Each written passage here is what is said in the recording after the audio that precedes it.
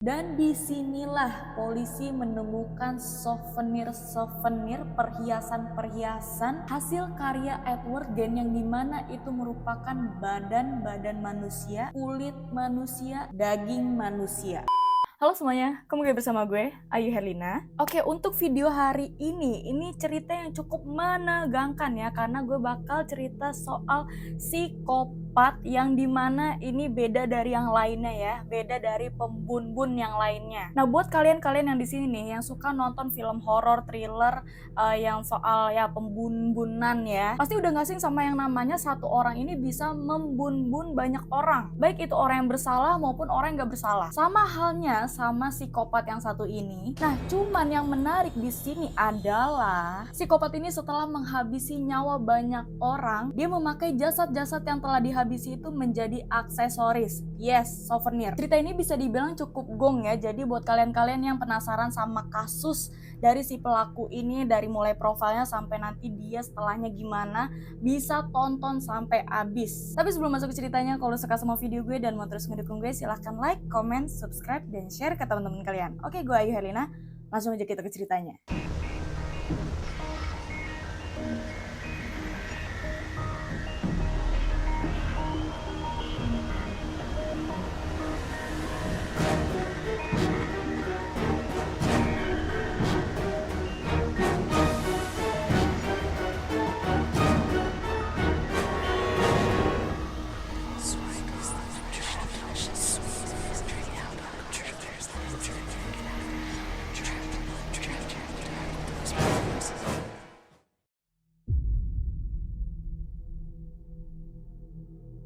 Edward Theodore Gen atau dikenal sebagai Ed Gein lahir di La Crosse County, Wisconsin, Amerika Serikat pada tanggal 27 Agustus tahun 1906. Nah, dia ini punya ayah yang bernama George Gein dan juga ibunya yang bernama Augusta Gein. Augusta Gein. Si Ed ini juga punya abang yang namanya Henry George Gein ya. Kita panggil aja Henry. Nah, jadi di dalam satu rumah keluarganya ini berisikan 4 orang. Ada ibu, bapak, abangnya, dan juga si Ed Gein. Seperti masa kelam para psikopat yang biasa alamin ya, dia ini juga terlahir dari keluarga yang kurang harmonis. Nah, jadi bapaknya si Ed ini merupakan seorang yang pecandu alkohol, sementara ibunya ini orang yang agamis gitu. Dia taat banget, dia beragama banget. Otomatis ngeliat bapaknya kayak gitu, ibunya tuh benci banget sama bapaknya si Ed ini. Makanya di situ bisa dibilang rumah tangganya suami istri, nyokap bokapnya si Ed ini nih kurang harmonis lah, karena si ibunya nih sangat beragama dan bapaknya ini sangat alkoholik. Nah, cuman walaupun bapaknya si Ed ini merupakan seorang yang alkoholik, dia juga tidak melepas tanggung jawabnya untuk keluarganya. Intinya dia sebagai kepala keluarga, sebagai seorang suami, sebagai seorang ayah, menjalankan kerja apa aja buat menafkahi keluarganya itu. Jadi bapaknya ini mau nih jadi tukang kayu lah, jadi tukang kebun lah, dan ayahnya ini juga punya warung sembako gitu. Nah, mereka ini tuh tinggal di perkotaan yang bisa dibilang penduduknya itu pesat. Dan habis itu bapaknya nih si George Gen akhirnya dia menjual atau kan warung sembakonya untuk membeli salah satu rumah di Plainfield, Wisconsin, dan ini bisa dibilang menjadi tempat tinggal permanennya mereka. Nah, karena mereka ini jatuhnya pindah ke desa gitu ya, mereka jauh dari lingkupan perkotaan. Ini sebagai salah satu hal yang menguntungkan bagi ibunya si Ed Gein, karena biar anak-anaknya ini nih si Henry sama si Ed Gein ini tidak termasuk ke lingkupan dunia perkotaan lah. Ya kalian paham kan dunia perkotaan itu pergaulannya tuh seperti apa. Nah, nyokapnya nih kagak mau yang kayak begitu. Karena di sini nyokapnya ini agamis gitu ya. Jadi dia bersyukur tuh di situ. Karena nyokapnya si Ed Gein ini merupakan aliran yang bisa dibilang menentang agama Kristen gitu. Ya udah di sini kan posisinya mereka tinggal di desa gitu ya. Bisa dibilang mereka juga nggak punya tetangga, gimana si Henry sama si Ed Gein ini mau main gitu keliaran. Ya udah tuh tiap hari nyokapnya kerjanya khotbah mulu, kasih asupan-asupan religius ke anak-anaknya dia itu. Khotbahannya tuh kayak kalian jangan mau minum minuman keras. Kalian jangan mau main wanita. Wanita itu adalah racun dunia. Wanita itu adalah iblis. Jadi semua wanita yang ada di muka bumi ini cuman mama. Cuman mamalah yang bisa kalian sayangi dan cintai dan dihormati. Ya pada intinya dari kecil sampai gede tuh bocah berdua ya, si Henry sama si Ed Gein itu udah dimasukin ilmu-ilmu religius dan juga khotbah-khotbahan dari emaknya tuh kalau wanita itu adalah racun dunia ya, kayak lagunya Changcuter. Kalian kagak boleh tuh party-party, minum-minum gitu kan kayak bapak lo, no, kagak boleh lu pada kayak gitu ya, awas weh. Itu termasuk perbuatan yang dilarang. Ya bisa dibilang baik ya masukan dari nyokapnya si Edgen ini, karena dia nyuruh nggak boleh lu pacar-pacaran, nggak boleh lu minum alkohol, nggak boleh tuh mabuk-mabuk party-party, karena ya kalau menurut ajaran gue ya itu memang tidak boleh. Cuman kalau di ajaran gue wajib nikah. Nah kalau ini kan kagak, dia deket sama cewek aja kagak boleh tuh berdua tuh, si Henry sama si Edgen kagak boleh. Kagak boleh lu yang namanya curi-curi pandang sama wanita, deket-deket gak boleh.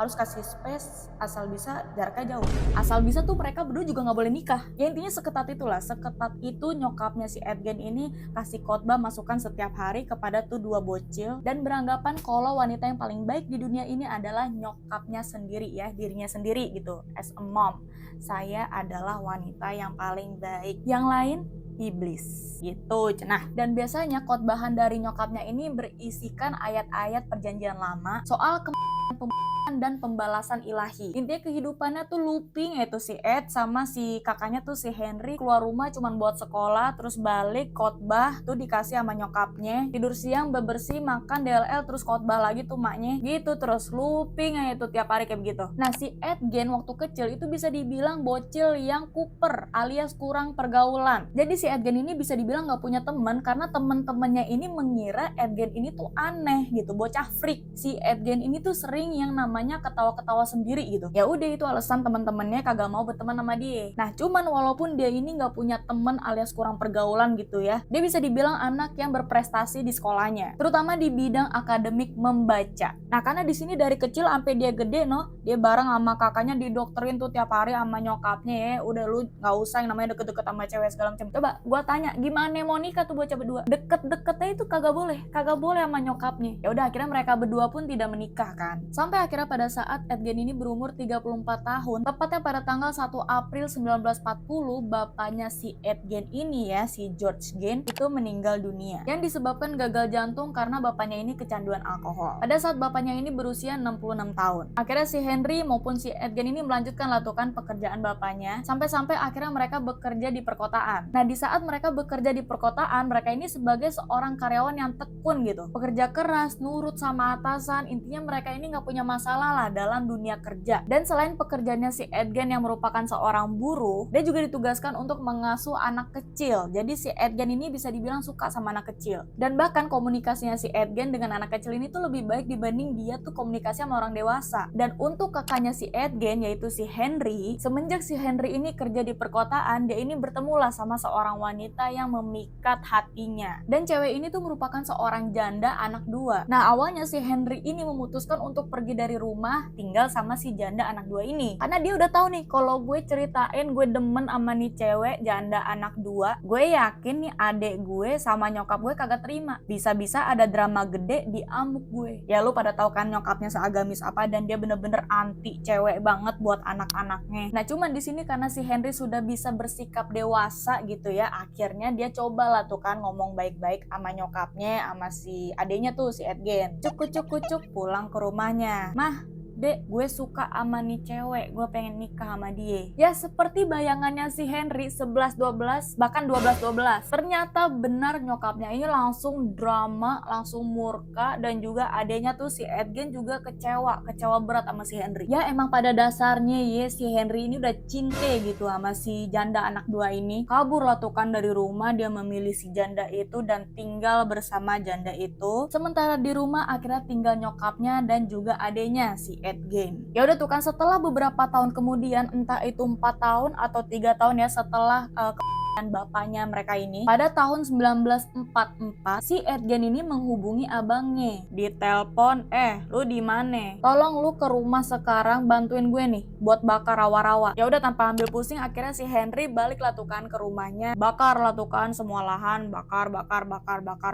Taunya kebakaran ini tuh kebablasan say. Ngelihat kebablasan dihubungin lah tuh kan pemadam kebakaran. Udah tuh akhirnya pemadam kebakaran pun datang. Nah pas setelah apinya ini dipadamin, si Edgen ini tiba-tiba datang nih ke petugas. Dia bilang tuh ke petugas, "Bang, kakak gue ngilang, tolong cariin kakak gue di mana nih. Ya udah, akhirnya di situ dicari lah tuh kan si Henry sama si petugas, dan juga dibantu sama warga sekitar. Dicari dari siang sampai malam kagak nemu-nemu nih bocah. Dan sampai akhirnya ketemu nih jasadnya si Henry.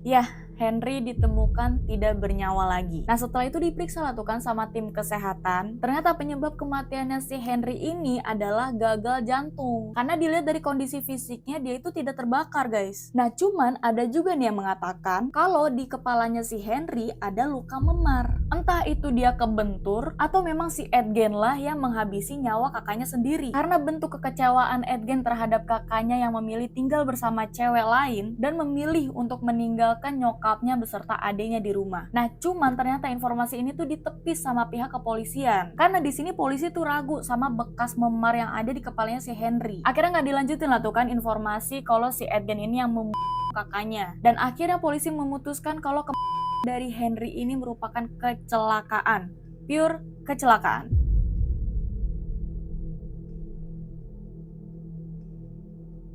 Nah, karena di sini bapaknya udah meninggal, abangnya udah meninggal, ya udah tuh keluarga tinggal berdua doang tuh, ibunya sama si Edgen. Nah, semenjak meninggalnya si Henry, ibunya ini tuh depresi banget, bahkan sampai stroke. Dan ibunya ini masih berpendapat bahwa meninggalnya Henry karena dia ini kena karma, karena dia ninggalin ibunya sama adenya demi cewek lain. Jadi nggak lama dia tinggal sama cewek lain itu, tiba-tiba datanglah kepada Henry. Itu pendapat dari nyokapnya si Henry ini. Dan inilah penyebab si mamanya ini tuh stroke. Dan juga mamanya ini tuh mengalami kelumpuhan. Ya udah, karena di situ nyokapnya udah sakit, lumpuh, stroke, dijaga, dirawat baik-baik lah tuh kan sama si Edgen. Sampai mamanya ini tuh udah bisa jalan. Ya tapi bisa dibilang jalannya ini udah nggak se-fit dulu ya. Nah, karena di sini nyokapnya udah fit, udah bisa jalan, akhirnya si Edgen maupun nyokapnya pergilah tuh keluar untuk membeli jerami di sekitaran rumahnya. Pergilah tuh kan mereka ke penjual jerami, cuk. Nah, yang ngejual jerami ini tuh namanya Smith. Nah, cuman di saat si Edgen dan nyokapnya ini udah nyampe tempat jerami, ternyata si Smith yang jual jerami ini tuh lagi mukul-mukulin anjing sampai mati. Nah, karena dilihat dia lagi mukul-mukulin anjing sampai mati, keluarlah tuh kan cewek dari rumahnya si Smith ini. Diomelin lah tuh sama si cewek ini. Kayak, lu ngapain mukul-mukulin anjing sampai mati? Gila lu, diomel-omelin lah tuh kan sama si cewek ini. Dan kejadian ini tuh disaksiin sama nyokapnya Edgen. Dan dia ikut marah sama si Smith. Kayak dia tahu nih si Smith ini masih bujang. Dan dia ngeliat ada cewek yang keluar dari rumahnya si Smith langsung ngamuk. Jadi ngamuknya bukan karena anjingnya digebukin sampai bukan. Ngamuknya nih si nyokapnya Edgen gara-gara ngelihat ada seorang wanita keluar dari rumah seorang pria bujang. Gini ya Agusta Gen, itu kagak ada urusannya sama lo. Mau itu si Smith bawa cewek kayak segala macam, itu kagak ada urusannya sama lu Nyonya Agusta Gen. Karena dia tuh masih berasa kalau dirinya adalah wanita yang paling baik di dunia ini. Selebihnya itu iblis. Dan akhirnya stroke lagi lah tuh kan nyokapnya si Edgen ini. Stroke konyol ini jatuhnya. Yaudah, karena di situ dia udah stroke yang kedua kalinya, akhirnya kondisi badannya si nyokapnya Edgen ini mulai menurun lah. Sampai pada akhirnya tanggal 29 Desember 1945 nyokapnya dinyatakan meninggal dunia karena ya penyakitnya dia ini. Dan disitulah titik terendah dari Edgen ini. Dia depresi banget, murung aja, sedih sesedih-sedihnya. Ya sedih lah, dia nggak punya keluarga lagi kan. Abangnya udah nggak ada, bapaknya udah nggak ada, ibunya yang paling dia sayang-sayangi, yang paling dia jaga, yang paling dia hormati, pergi ninggalin dia juga. Dan ya udah, setelah ibunya tiada gitu ya, dia udah nggak punya siapa-siapa, udah nggak punya keluarga, bahkan temen udah nggak ada. Jadi dia juga kehilangan sosok ibunya tuh kayak kehilangan segalanya gitu. Karena kan di sini si Edgen ini cuma berinteraksi sama ibunya doang kan, dia bisa mencurahkan cerita segala macem sama ibunya doang. Dia udah nggak punya keluarga, apalagi temen, apalagi cewek. Dia udah menjalani hidup seperti biasa, dia merawat lahan pertanian dan juga kerjaan sampingannya itu sebagai seorang buruh. Dan bahkan di rumahnya ini ya, si Edgen ini tuh selalu merawat, membersihkan, menjaga kamar nyokapnya. Baik itu lantai 1, lantai 2, dan titik-titik yang dimana si nyokapnya dan juga Edgen sering menghabiskan waktu bersama. Selebihnya ruangan yang lain nih itu berantakan, kotor, kagak pernah dibersihin. Jadi udah yang dibersihin cuman titik itu aja udah. Nah karena di sini si Ed Gein kan udah seorang diri nih, kagak punya temen. Alhasil dia mengambil kesibukan setelah dia bekerja tuh, udah pulang kerja, bebenah rumah, dia mencari kesibukan dengan membaca novel soal kanisme dan juga tentang kejahatan. Dan akhirnya bertahun-tahun kemudian nih, tepatnya pada tahun 1957, seorang pemilik toko perkakas di Plainfield yang bernama Bernice Worden dinyatakan menghilang. Dan ada seorang saksi mata yang mengatakan bahwa truk yang ada di toko itu sempat diusir dari gudang di pagi hari. Terus yang harinya tuh tutup. Cuman warga tuh nggak mikir aneh-aneh lah kenapa toko ini tuh tutup. Nah kebetulan di sini anaknya si Bernice Worden nih, namanya Frank Worden, dia pergi lah tuh kan ke toko mamanya. Terus dia ngeliat ada bercak merah-merah. Dia ngerasa hal ini udah nggak beres, akhirnya dilaporin lah tuh kan ke pihak kepolisian. Dan di sini si Frank juga mengatakan kalau tadi malam dia bertemu sama si Ed Gein. Bahkan tadi malam saya sempat berkomunikasi sama Ed Gein. Dia bilang besok pagi dia bakal ke toko mamaku lagi untuk membeli barang. Terus akhirnya dicek lah tuh kan transaksi terakhir dari toko mamanya ini. Pas dicek, bener transaksi terakhir adalah barangnya si Gein. Melihat hal itu ya polisi udah jelas gitu kan, ayo kita samperin rumahnya si Edward Gein. Pas udah nyampe nih ke rumahnya si Edward Gein, digeledah lah tuh kan rumahnya si Edward Gein. Ternyata kalian mau tahu apa yang ditemuin sama polisi? Ada tubuhnya si Bernice Worden yang dimana kepala sama badannya itu udah misah. Badannya si Bernice ini tuh lagi dengan posisi yang kebalik. Jadi lehernya di bawah, kakinya di atas, dengan posisi kaki, tangan, dan juga badannya itu lagi diikat. Dan ternyata awal penghabisan badannya si Bernice ini tuh dengan cara ditembak menggunakan senapan kaliber 22. Baru setelah si Bernice ini meninggal, dipotong-potong lah tuh bagian-bagian tubuhnya si Bernice. Ngelihat hal itu makin digeledah lagi nih rumahnya si Edward Gein. Dan disinilah polisi menemukan souvenir perhiasan hasil karya Edward Gein yang dimana itu merupakan badan manusia, kulit manusia, daging manusia. Dan ternyata badannya si Bernice setelah digantung itu didandanin guys. Kalian mau tahu tubuh orang didandanin seperti apa? Seperti tubuh rusa. Nah lalu setelah menggeledah nih rumahnya si Edward Gein, ditemukan 4 hidung, tulang manusia utuh dan serpihannya, 9 topeng kulit manusia, mangkuk yang terbuat dari tengkorak manusia, 10 kepala perempuan dengan bagian atas digergaji, kulit manusia menutupi beberapa kursi, kepala Mary Hogan di dalam kantong kertas, kepala Bernice Worden di dalam karung goni, 9 alat kelamin wanita di dalam kotak sepatu, tengkorak di tiang tempat tidurnya, organ-organ dalam lemari es, sepasang bibir pada tali serut untuk penutup jendela, sabuk yang terbuat dari wanita manusia, kap lampu yang terbuat dari kulit wajah manusia, rompi yang terbuat dari payung wanita. Gua sebagai wanita yang melihat hal ini dan mendengar hal ini, gue ngerasain ngilu banget say, mohon maaf. Dan bisa dilihat ya dari souvenir hasil karyanya si Ed Gein ini, rata-rata korbannya itu tuh wanita. Sampai pada akhirnya souvenir hasil karya dari Edward Gein ini dibawa lah tuh kan nama petugas kepolisian dan segala macamnya lah itu, diantar lah tuh kan ke laboratorium kejahatan negara dan dihancurkan katanya.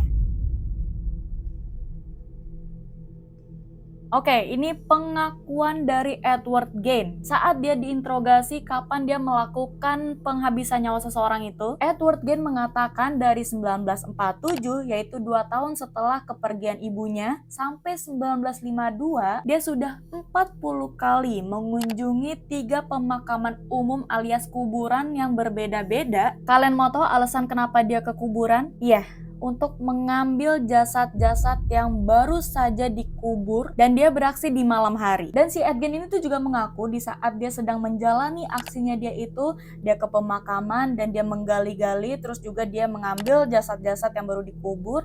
Dia tuh lagi dalam keadaan linglung alias kayak gak sadar gitu, dia ngapain gue di sini gitu. Ya lu tanya gue tanya siapa? Cuma di saat dia udah keluar nih dari kawasan kuburan tersebut dan posisinya dia udah ngegotong jasad-jasad orang nih, katanya dia udah sadar, udah kagak linglung lagi tuh di situ. Tapi di sini dia tuh nyadar kalau dia tuh bawa jasad-jasad orang, sampai akhirnya dia udah sadar, dia ngelihat jasad-jasad yang udah dibawa sama dia, terus dia ngeliat tuh mukanya, mirip nyokap gue nih, dan ngerasa nih jasad-jasad mirip nyokapnya ya dibawa balik lah tuh kan ke rumahnya. Dan setelah jasad-jasad ini udah dibawa ke rumah pun dia ngeliat nih perawakannya.